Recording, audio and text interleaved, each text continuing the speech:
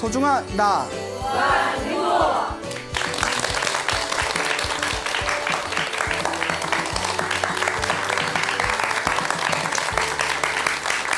예, 만나서 반갑습니다. 반갑습니다. 예, 광우 스님이라고 합니다.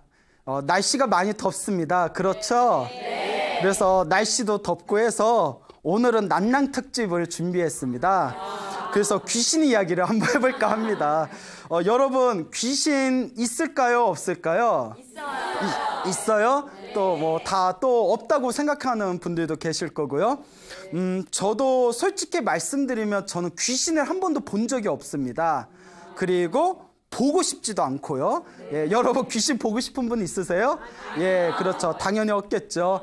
근데 우리 주변에 보면 정말 그 상식으로는 도저히 설명할 길이 없는 미스테리한 또 사건들도 있기는 합니다.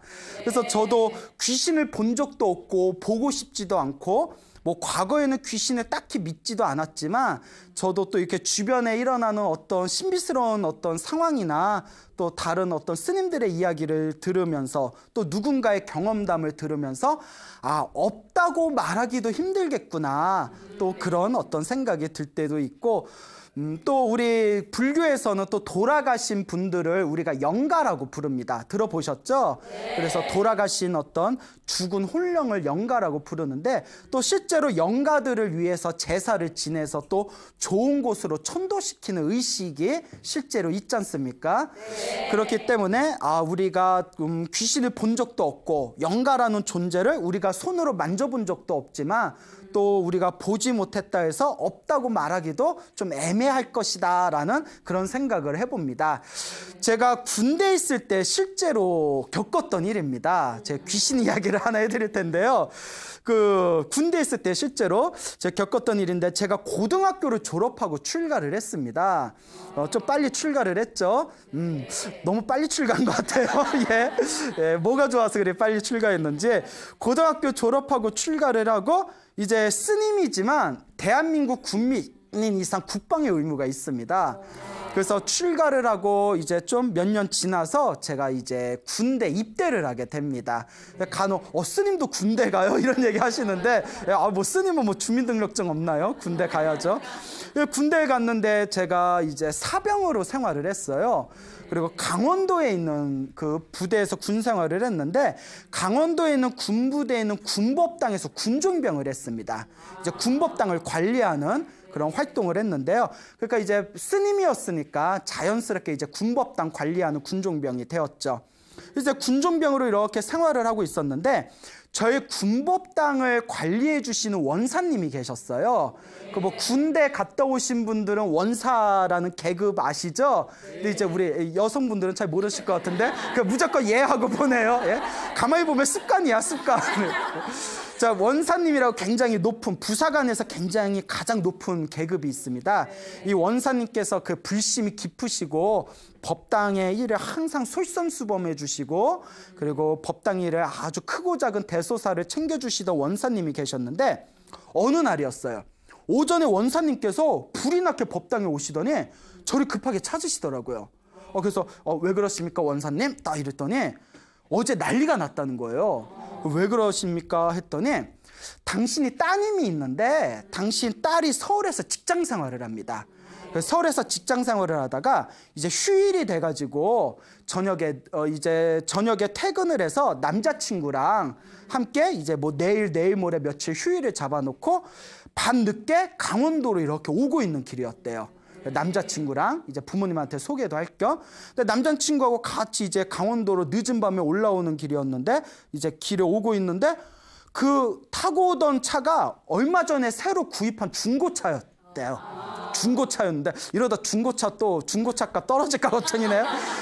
중고차를 타고 이렇게 오는데 옆에 이제 자기가 딸이 운전하고 있었고 옆에 이제 남자친구가 이렇게 졸고 있었대요. 이렇게 꾸벅꾸벅 졸고 있었는데 이렇게 밤늦게 이렇게 강원도로 싹 길을 이제 중고차를 타고 하염없이 이제 홀로 길에 쫙 미끄러지듯이 가는데 뒤가 싸더래요. 뒤통수가. 시작도 안 했어요. 왜 그래? 왜 오버야? 시작도 안 했는데 왜 그래? 예? 시작도 안 했어요. 예. 자, 이제 그 뒤통수가 싸하더래요. 놀래가지고 왜 이렇게 약한 모습? 그래서 뒤통수가 싸해서 왜 이러지? 왜 이러지? 그래서 뭐 이렇게 좀 에어컨 틀어놓은 것처럼 싸해가지고 느낌이 있어서 이렇게 뒤를 이렇게 쳐다보는데 아무것도 없더래요. 왜 느낌인가? 내가 피곤해서 그런가? 계속 운전했는데 또 뒤통수가 꽤 싸하더래요. 목덜미가 싸해서 왜 이러자고 백미러를 딱 봤는데 뒤에 웬 젊은 여자가 옆에 있는 창문을 이렇게 멍하니 이렇게 밖에 있는 창문을 쳐다보면서 앉아 있더래요.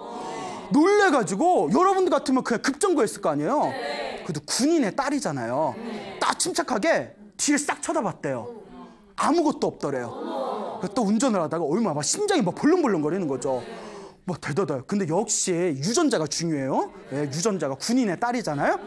다시 백미러를 봤는데 그 여자가 하염없이 그 밖에 창문을 쳐다보면서 앉아 있더랍니다. 그래서 순간 이런 생각이 들더래요. 내 옆에 남자친구가 있으니까 남자친구를 깨워서 보라고 시켜야겠다.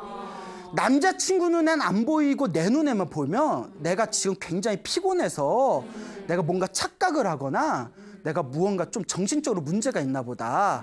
만약에 내 눈에만 보이는 거면 내가 당장이라도 내가 좀 뭐 병원에 가서 상담을 받고 약이라도 저먹였다. 딱 그렇게 마음을 정리를 했답니다. 되게 침착하죠. 그래서 딱 운전을 하면서 옆에 남자친구 꼈대요. 야야 일어나봐. 얼마나 화딱지가 나갔어요. 자기는 손이 부들부들 떨리는데 옆에서 들고 있을까. 남자친구 왜? 뭐 이렇게 일어나니까 뒤 좀 돌아봐 했더니 남자친구 뒤돌아봤는데 아무것도 없잖아요. 없어. 그러면 놀라지 말고 백미러 좀 한번 봐봐. 뭐 보여? 남자친구 백미러를 봤는데 이러는 거야. 여자가 앉아서 창밖을 보고 있다는 거야. 그러니까 자기 혼자만 보이는 게 아니라 남자친구하고 자기가 똑같이 보이는 거예요. 그게 진짜잖아요. 그러니까 야 뒤에 아무것도 없지? 없어. 백미러는 보이지? 보여. 어떻게 생겼지? 지금 창밖을 보고 있지? 보여. 이러는 거예요. 그러니까 야 이거 진짠가 보다. 그러면 여러분들 같으면 그런 상황에서 계속 운전해요 못해요? 그러니까 그런데 독해. 예? 끝까지. 근데 고속도로에서 갑자기 멈추면 방법이 없잖아요. 그러니까 서로 입 딱 다물고 그냥 하염없이 앞만 보고 일단 집까지 왔대요. 집까지 딱 온 순간 차에서 내리자마자 집에 뛰쳐들어가서 긴장이 풀려버리니까 집안에 난리가 났다는 거예요. 저 차를 타니 못 타니 난리가 났다는 거예요. 그러니까 이거 어떻게 하면 좋겠냐. 이제 제가 밖에서 스님이었으니까 저도 이제 처음 겪는 일이고 이게 목매? 막 이러고 진짜요? 대박 막 이러고 그때 그러니까 이것도 사람이 복이 있어야 돼. 뭐가 있어야 된다고요? 복이 있어야 돼. 그때 하필이면 해인사에서 수행하고 계시던 선배 스님께서 제가 있던 군법당에 잠깐 놀러 오셨었거든요. 그때 그러니까 그분이 이제 좀 연륜이 있잖아요. 그러냐고. 혹시 무슨 영가가 그 차에 뭔가 인연 있는 영가가 거기 집착을 해서 붙어 있을 수도 있다고 자기가 해결해 주겠다고 이러는 거예요. 그러니까 사람이 복이 있으면 그게 좋은 사람을 만난다니까요. 그러니까 이 해인사 스님께서 선배 스님께서 놀러 오셨던 선배 스님께서 그 차를 법당으로 가져와라 했대요. 그래서 이제 법당으로 싹 가져오니까 스님이 이렇게 이제 가사장삼을 딱 입고 요령 하나 딱 들고 연불책 하나 딱 들고 차 안에 딱 들어가시는 거예요. 차에 딱 앉으셔서 요령을 흔드시면서 그때 제가 옆에 이렇게 같이 있었거든요. 흔들면서 독경하고 연불을 한참을 해주셨어요. 네? 막 이렇게 독경해주고 연불해주고 다 해주면서 마지막에 이름 모를 영가여 정말 이 차 안에 있다면 부디 모든 미련과 집착을 벗어버리고 어서 좋은 데로 가십시오. 어서 좋은 부처님의 가피를 받아서 부디 좋은 곳으로 천도되어지다 하면서 이렇게 간절하게 한참 동안 기도를 올려줬어요. 기도를 올려주고 그 솔가지 있죠, 솔가지. 강원도니까 얼마나 많잖아요. 솔가지를 하나 따가지고 이렇게 이제 그릇에다가 물을 적셔서 차에도 막 뿌려줬어요.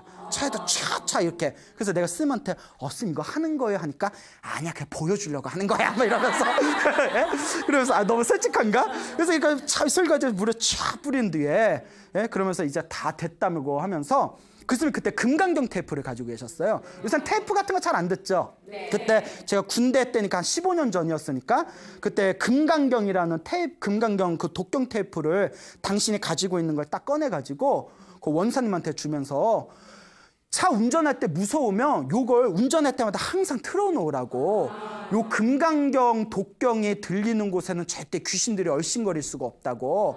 이걸 틀으라고 이걸 선물로 주셨어요.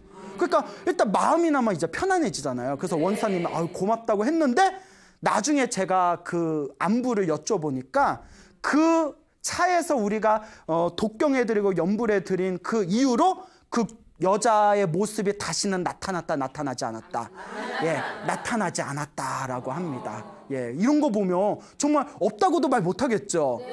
만약에 혼자 봤으면 의심해 볼 만하죠. 만약에 혼자 눈에만 보면 아 요새 약이 좋으니까 먼저 의사에게 먼저 상담을 해라. 예? 진료는 의사에게, 약은 누구에게? 약사에게. 예. 뭐 헛것이 보이면 뭐 정신과 상담을 받아봐라 하겠는데 남자친구고 두 명이 동시에 보였다는 거예요. 그러니까 이게 정말 무시할 수가 없는 뭔가 이상한 세계가 있구나. 이런 이야기를 한번 해봅니다. 어때요? 땀이 좀 쏙 들어갔어요? 예. 자, 또 우리 불교에는 이런 또 이상한 이야기들이 많기는 하지만 또 요 귀신을 통해서 또 불법의 귀한 이야기가 있습니다.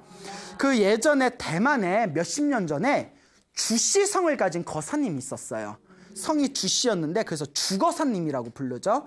이 주거사님이 굉장히 불교에 대해서 불심이 아주 깊고 열심히 수행하면서 그 대만 불교를 널리 일으킨 데 큰 공헌을 하셨대요.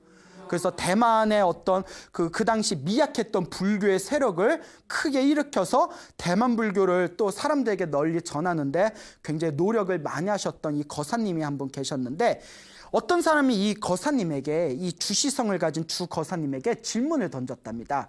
아니 거사님께서는 도대체 무슨 인연이 있길래 이렇게 불심이 깊고 이렇게 부처님에 대한 믿음이 뛰어나시냐고 어쩜 이렇게 수행도 열심히 하시고 포교도 열심히 하십니까? 하고 질문을 던지니까 그 주 거사님이 웃으면서 저는 원래 불교 신자가 아니었습니다 이러더래요.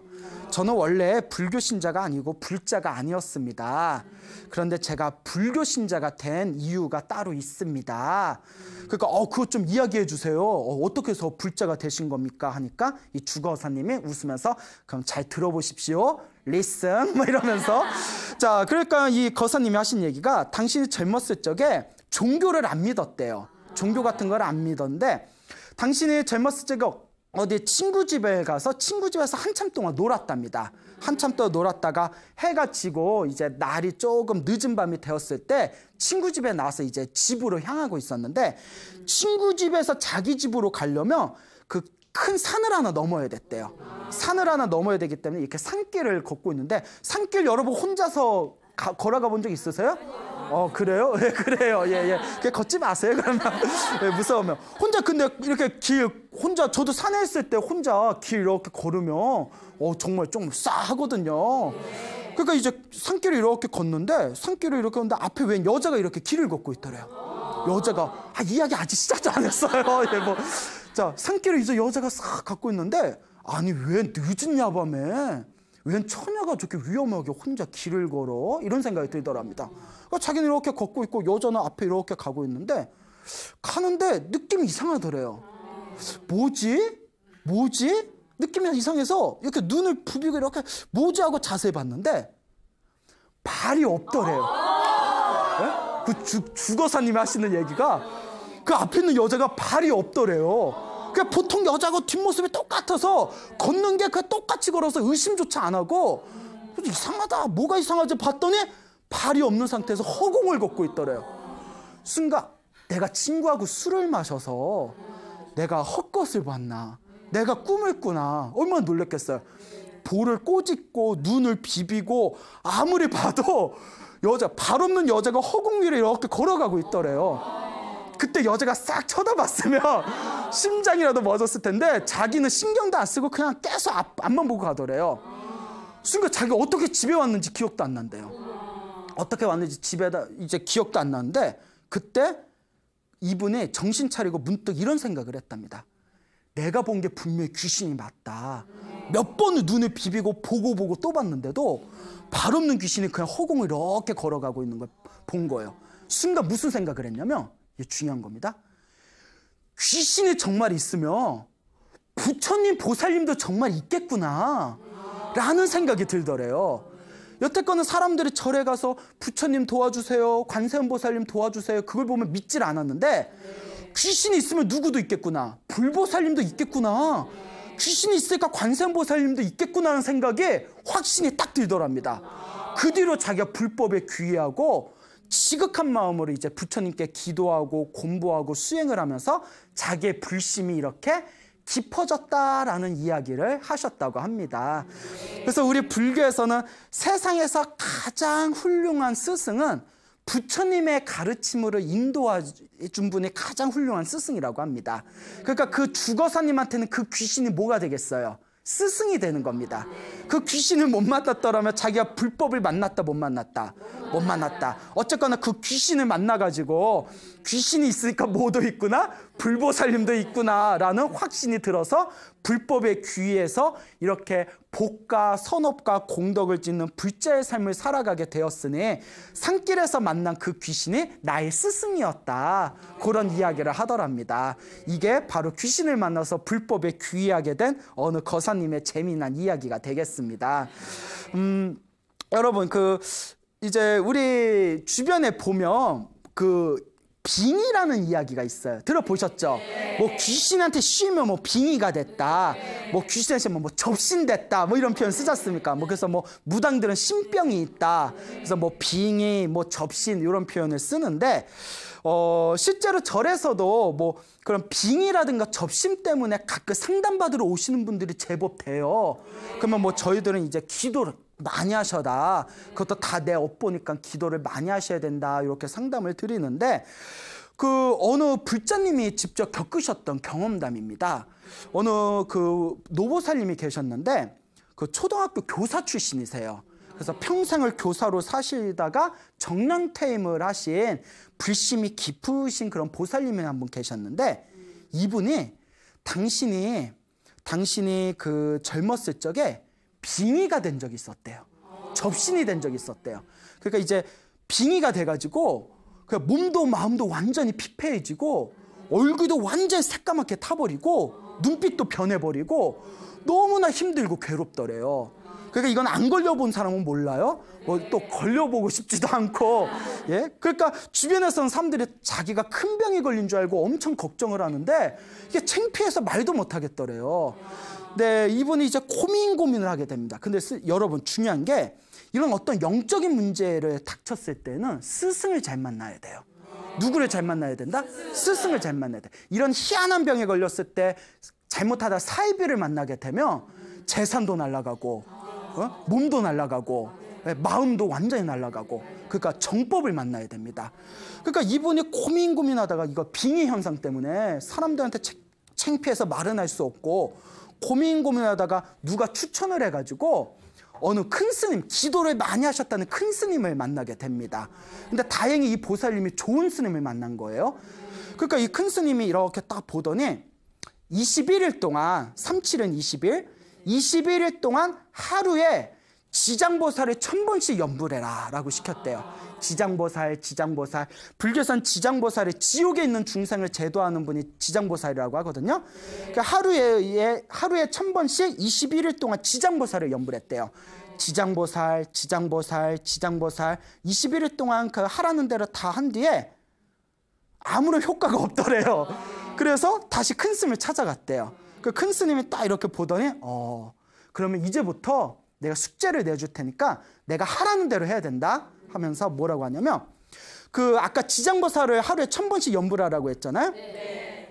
그 지장보살의 어떤 공덕과 가피에 대해서 이제 적혀있는 경전이 우리 불교의 지장보살 본원경이라고 있어요. 줄여서 지장경이라고 하는데, 지장경을 100독을 읽어라 라고 했대요. 100번을 읽어라.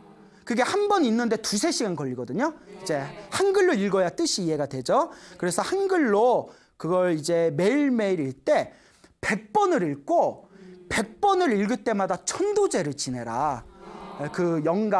내 몸에 이제 인연이 있는 그런 어떤 영가들이 다들 천도될 수 있게 천도제를 올려라. 근데 이제 천도제를 혼자서 개인이 천도제를 지내려면 뭐 과일값도 비싸고 재물도 비싸고 해서 경제적으로 좀 부담이 될 수 있으니까 이렇게 신도분들이 서로 이렇게 같이 시주를 모아가지고 올리는 합동천도제라고 있어요. 합동천도제는 좀 경제적으로 덜 부담스럽거든요. 그러니까 100번, 지장경을 100번 읽은 뒤에 100번을 읽고 나면 항상 천도제를 올려라 라고 이렇게 숙제를 내줬답니다. 그리고 보살님이 이게 계속 지장경을 매일매일 읽었대요. 그 2~3시간씩 매일매일 읽었는데 그렇게 읽고 또 읽었는데도 별로 효과를 못 느꼈대요. 처음에는. 근데 이게 중요합니다. 대부분의 이 불자님들이 상담을 오시면 기도를 시키면 몇 번 기도해 본 뒤에 효과를 못 느끼면 중간에 멈추는 경우가 많아요. 근데 여러분, 우리가 나무로 불을 지필 때 쉬지 않고 계속 지펴야, 되든 안 돼도 손가락에 까질 때까지 계속 지펴야 그 나무에서 불이 확 올라오지. 하다가 안 되네 하고 멈추고, 하다가 안 되네 하다 멈추면 불이 붙어요, 안 붙어요? 기도도 똑같아요. 계속 밀어붙여야 되거든요.